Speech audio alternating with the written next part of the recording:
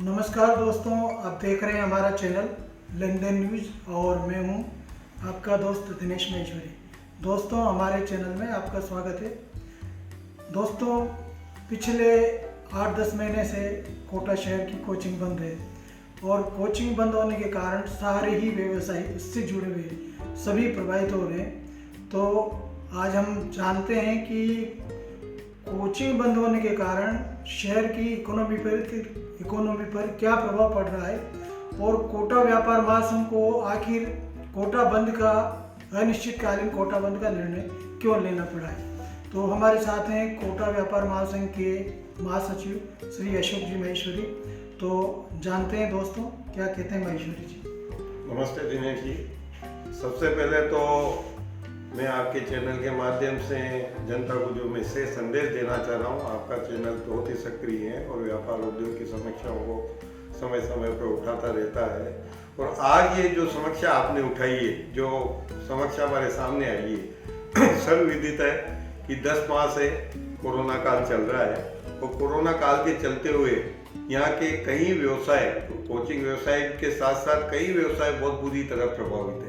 उसमें सर्वप्रथम कोचिंग व्यवसाय, hotel and restaurant, tent dealer और कैटरिंग, ये सारे व्यवसाय पूरी तरह से प्रभावित हो रहे हैं। और रही बात आज जो ज्वलंत मुद्दा कि एक साथ कोई भी व्यवसाय ऐसा नहीं है जो 10 महीने पूर्ण रूप से बंद रहा। अगर कोई बंद रहा तो स्कूल और कोचिंग जो पूर्ण रूप से बंद रही, उसका कारण जो भी हो, लेकिन सरकार द्वारा जो गाइडलाइन दी गई थी उसकी पालना अभी तक हम लोग कर रहे हैं। और हमें वो कारण समझ में नहीं आ रहा कि क्यों कोचिंग और स्कूलों को बंद कर रखा है, जब सब चीजें खुल गई, पूरा मार्केट खुल गया। अब तो विकट स्थिति ये आ गई कि 15 से 16 स्टेट में कोचिंग और स्कूल भी खोल दिए गए। फिर हमारे राज्य में ऐसा क्यों किया जा रहा है? सिर्फ राजस्थान में बंद, सिर्फ राजस्थान में ही बंद है, और भी अन्य प्रांतों में हो सकते हैं, उसका मैं नहीं कह सकता, लेकिन 16 प्रांतों में तो चालू हो चुके हैं। और राजस्थान में कोरोना का बढ़ाव भी कम हो रहा है, कोरोना कम होता जा रहा है, रिड्यूस होता जा रहा है और वर्तमान में परिस्थितियां बिल्कुल इसके अनुकूल है। यहाँ के आमजन, यहाँ की जनता, यहाँ के व्यापारी, उद्यमी, होटल व्यवसायी, कोचिंग व्यवसायी, और सबसे हर्ष की बात है कि इस विकट के विषय पर यहाँ के पूरे जनप्रतिनिधियों का यही मत है कि कोटा में कोचिंग शुरू होना चाहिए, कोटा में कोचिंग खुलनी चाहिए। आज हमें बड़ा हर्ष का विषय है कि आज हमारे यहाँ के क्षेत्रीय सांसद और वर्तमान में लोकसभा अध्यक्ष ओम जी बिरला, उन्होंने भी आज मुख्यमंत्री को पत्र लिखा है। वो भी कोटा की स्थिति से वाकिफ है। यहाँ के यूडीएच मंत्री शांति धारीवाल जी से भी हम कई बार मिले, ओम बिरला जी से भी हम कई बार मिले, और यहाँ के जो भी जनप्रतिनिधि है, चाहे वो बीजेपी का अध्यक्ष हो, चाहे कांग्रेस का अध्यक्ष हो, सरहित को समझते हुए सब लोग जानते हैं कि कोटा की कोचिंग कोटा की लाइफ लाइन है और इसके चलते हर व्यक्ति इससे जुड़ा हुआ है। तो अपन ये माने कि कोटा की कोचिंग बंद होने से कितना टर्नओवर मतलब अभी तक प्रभावित हो गया होगा? अंदाजन कितने करोड़ का कारोबार प्रभावित हुआ होगा?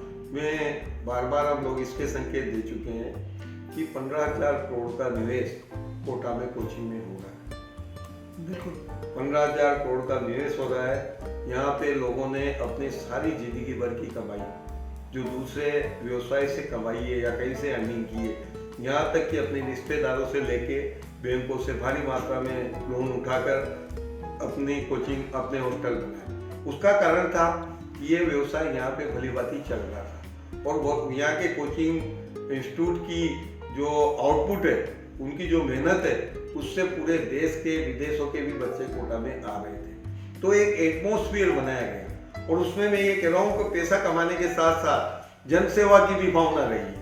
हम लोगों ने ऐसी व्यवस्थाएं यहाँ पे खड़ी की है, ऐसे हॉस्टल बनाए, ऐसे बच्चों को सिक्योरिटी दी है, उनको सारी सुविधाएं दी है, विश्व स्तरीय हमने सुविधाएं दी है, जो सिर्फ कोटा में देखने को मिली।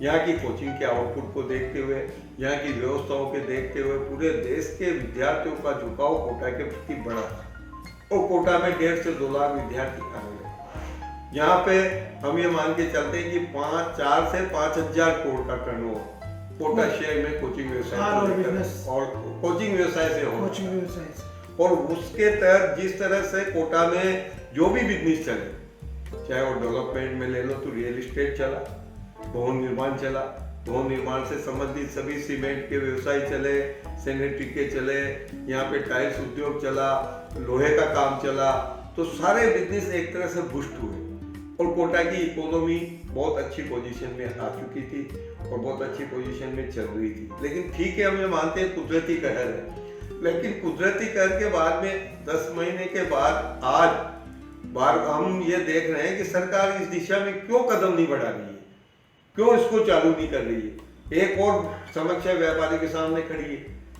आज ये मान के चले कि कोटा के सारे व्यापारी कोई भी व्यवसाय आप ले लें, चाहे होटल व्यवसाय ले लें, रेस्टोरेंट व्यवसाय ले लें, चाहे आप कपड़े का, रेडीमेड का, बुक सेलर का, स्टेशनरी, बुक सेलर, यहाँ के खान पान की चीज़ें, यहाँ का परिवहन, सब चीज़ों को हम लोग ले लें, तो आज इस बात से मना नहीं किया जा सकता कि सारे बिजनेस कोटा के प्रभावित हुए। क्योंकि कोचिंग का अलग सिर्फ ये मकसद कोचिंग का से हॉस्टल का कोचिंग का व्यवसाय नहीं था, इससे सारे बिजनेस जुड़े हुए हैं। 5,000 करोड़ का जो 4-5,000 करोड़ का जो कोटा में इनकम होती थी पूरे शहर को, सारा टर्नओवर होता था, वो पैसा पूरे कोटा के व्यवसायों की को विकसित करने में लगता है। सभी छोटे बड़े व्यवसायी, सब छोटे बड़े व्यवसाय उससे चल रहे थे और वो उस व्यवसाय से आगे बढ़ के और भी अपने व्यवसाय का डेवलपमेंट कर रहे हैं। तो आज डेवलपमेंट तो रुका और उसके साथ साथ व्यवसाय पे इतनी बर्डन हो गई। एक गवर्नमेंट ने जो काम किया है, जो पिछले हम 1 महीने से देख रहे हैं कि नाइट कर्फ्यू 7 बजे से लगा रखा है। 7 बजे से नाइट कर्फ्यू लगाने का क्या औचित्य है? हाँ, जबकि इस टाइम तो कोई भीड़ भाड़ भी नहीं रहती। उससे और ये प्रेशर पड़ गया कि 5 से 7 के बीच में मार्केटों में सोशल डिस्टेंसिंग खत्म हो जाती है और कोरोना फैलाव का डर रहता है, जबकि वही भीड़ 9 साढ़े 9 बजे तक मार्केट में घूमती थी और 7 से 9 के बीच में कर्फ्यू लगाने का कोई मतलब नहीं, आवागमन एज इट इज है। तो प्रतिष्ठानों को क्यों बंद रखा जा रहा है? तो व्यापारियों पे पहले ही कोरोना काल से इतनी बड़ी मार पड़ी हुई, सब कुछ खुला है, तो फिर ये कोचिंग इंडस्ट्री क्यों बंद है? हाँ, और कोचिंग इंडस्ट्री एक नाइट कर्फ्यू भी हटना चाहिए। कोचिंग इंडस्ट्रीज का तो बंद करने का हमें अभी तक कोई समझ में नहीं आया।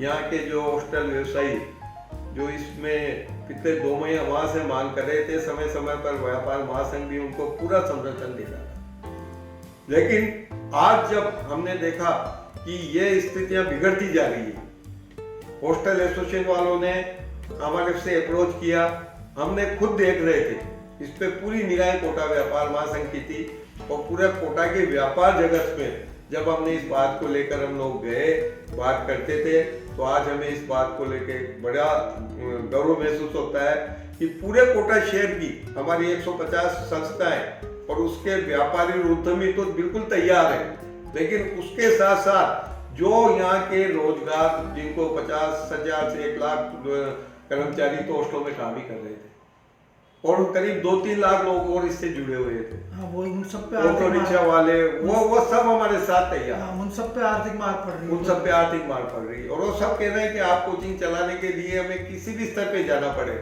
और ये पूरा कोटा आज इस मसले को लेकर एकजुट है।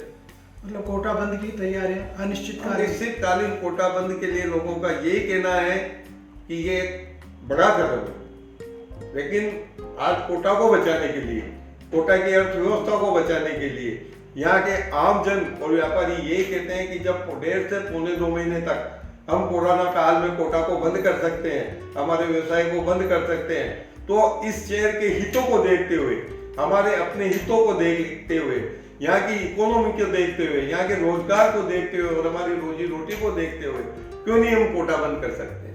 तो इसीलिए जन सहयोग से, जनता की पूरी एकजुटता को देखते हुए और सरकार के समक्ष हमारा पक्ष रखने के लिए हमने अनिश्चितकालीन कोटा बंद रखा है 8 जनवरी से। उसके पहले हम सरकार से यही चाहते हैं, 1 तारीख को हमने अभी कल ही डिक्लेयर किया है कि हम एलन राजीव गांधी से लेके गणेश मंदिर तक, खड़े गणेश जी तक हम लोग पद यात्रा करेंगे। उसके बाद 1 तारीख को ही हम लोग गांधीगिरी से सारे जिला प्रशासन, पुलिस प्रशासन, जनप्रतिनिधियों को कुछ बैठ करके उनसे हम समर्थन मांगेंगे 3 तारीख को हम लोग पूरे शहर में, पूरे कोटा शहर में प्रतिष्ठानों पर और काले झंडे लगाएंगे, साथ ही वहां पर काली पट्टी बांधकर विरोध दर्ज कराएंगे। और 5 तारीख को हम लोग एक कोटा की सर्वदलीय बैठक बुलाएंगे, जिसमें सारे राजनीतिक दल, सामाजिक संस्थाएं, क्लबों के पदाधिकारी, समाज के लोग और कोटा के सभी जुड़े हुए व्यापारी एवं उद्यमी एवं कोचिंग हॉस्टल व्यवसायी, कोचिंग व्यवसायियों की एक बैठक करेंगे और हम हमारा पक्ष वहाँ पे रखेंगे और समर्थन मांगेंगे। निश्चित रूप से जो माहौल कोटा का चल रहा है, या तो सरकार इस दिशा में ठोस कदम उठाकर इमीडिएट घोषणा करे। हम ये नहीं कहते हैं कि वो 7 तारीख को ही, 8 तारीख को ही घोषणा करे। 2-4 दिन की अगर उनको गाइडलाइन में या कोई वो चाहिए तो 2-5 दिन आगे कर सकते हैं, 10 जनवरी तक कर सकते हैं, लेकिन घोषणा उनको 7 तारीख के पहले करनी पड़ेगी।